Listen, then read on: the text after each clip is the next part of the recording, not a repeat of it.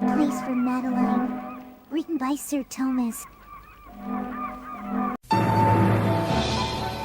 The train for its type is the most powerful vehicle on land.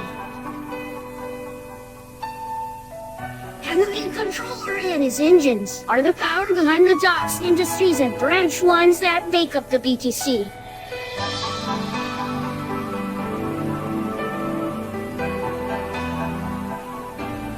These are their stories.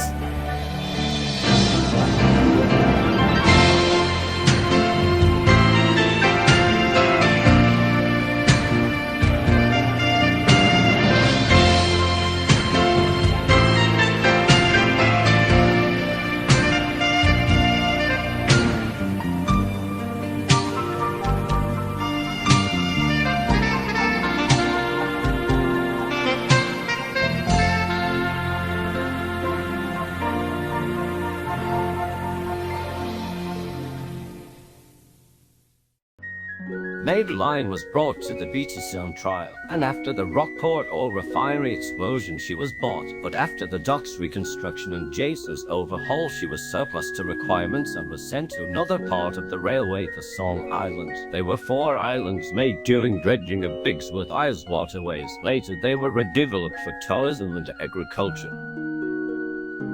Madeline arrived at a small fishing village on the corner of the 3rd island. The residents all seemed friendly and soon she was ready to depart. She pushed the trucks to the destination of Rockport due to the runaround loop being shut down for maintenance. She also didn't have a brake van due to the vans being fitted. Soon Madeline was on her way. She passed an old pier, the points to it, leading to it happening. The trucks continued on the right way while she went down the pier. Madeline tried to apply her brakes, but it was too late. She's fallen in the water! Laughed the trucks, and she was. Luckily, engines don't need to breathe, so she was alright, but she had a lot of damage otherwise. Soon Madeline was fished from the lake and sent to the works. After Madeline was repaired, the Son Islands residents were skeptical about bringing her back, so she was instead trialed at the Crucible coal mine. She had of course taken deliveries from there, but seldom went into the mine complex until today. She shunted some trucks under a chute as Jill, ready to that was Jack's brother, was explaining what to do. Now all you need to do is whistle to let them know you're ready. Okay. Madeline said, and she blew a whistle, and it happened again. Instead of Madeline's chute releasing a load coal, every other chute released a load of coal. Some landed in trucks, some landed on engines, but most landed on the ground. It was quite a mess.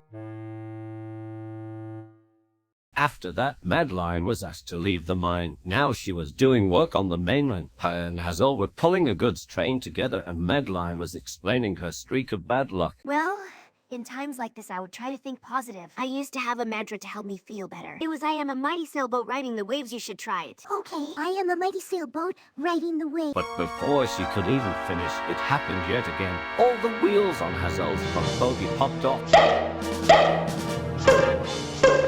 Both engines applied their brakes as Hazel's front bogie straight to the ground.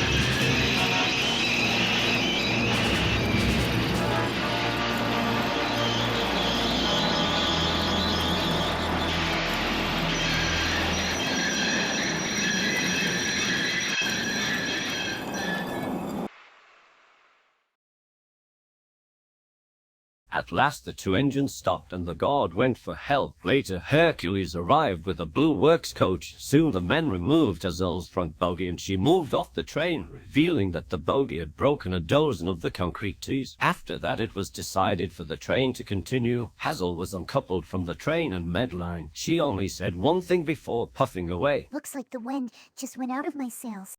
I'd like to say that Madeline's fortune improved from there, but it didn't. It seemed no matter what she did, something would go wrong. It was always out of her control, but superstition would always cloud others' judgment. Soon the idea of Madeline being cursed spread all over Bigsworth Isle, and Emerald thought she had a solution. She presented her a black headboard with a picture of a yellow star on a blue background. This used to help me all the time when I had bad luck. she explained. I think it will help you too. All right. Madeline said, giving a slight smile, but deep down she wasn't convinced. She then puffed nervously to her next job. She was to take some gunpowder to Rockport docks. Madeline slowly coupled to the vans, trying to be as careful as possible. Everyone watched an inception from a hiding spot, and just when her buffers touched the trucks, well, you know. The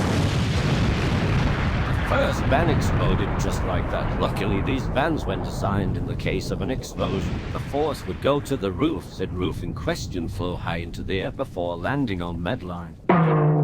When the dust settled, everyone was quite confused and angry. Meanwhile, Madeline began to tear up.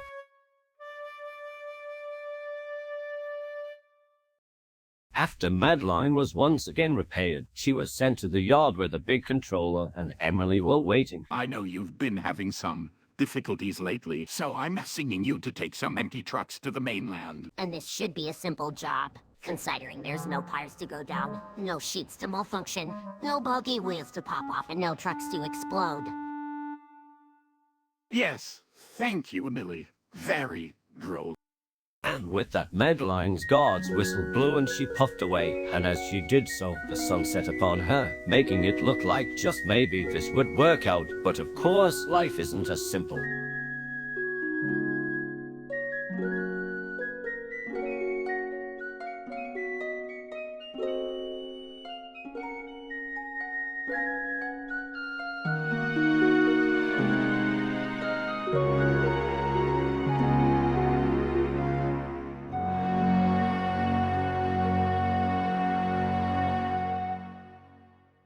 Just when she thought her luck might be changing, a truck in the middle of the train derailed. I can't. And with that she puffed away, nowhere in her mind. She was finally flagged down at the junction for the off-island branch at Grilling. Gregsby has broken down. The station master explained. Please bring him down, and another engine can take him to the works. But Madeline tried to protest, but the look on the man's face told her how serious the matter was. So with a sigh, Madeline made her way up the branch. The branch line was mostly electrified, but there was a small segment that wasn't. It went to the station of Dane up a hill, and then stopped at an old halt. It was a simple line, but it was always busy with tourists, especially in the summertime. While summer had come and gone, the line had regular passengers and the line's sole engine, Gregsby, was kept busy. However, there was no passenger trains up the hill today because his left side rod was broken. His driver had removed it and he was coiled down, waiting for one of the electric engines to take him to Grilling. He was quite surprised when Madeline showed up to collect him, but he didn't complain. He never believed in bad luck. Madeline took him to the junction with no incident. She was then asked if she could fill in for Gregsby. At first she hesitated, but seeing as nothing happened on the way up or down, she decided to take it as a sign, and that sign proved to be correct. As Madeline was taking trains up and down the hill, nothing went wrong. Not one thing at all. Not to her, the coaches, the passengers, the track, or anything in between. It was like Madeline was always meant to be there. The big controller was so impressed with her performance. She was assigned to stay once Gregsby was repaired. For him and everyone else, it was back to work as usual. But for Madeline, well, she'd found her ideal place on the railway. And she was very happy there. Because her bad luck was gone.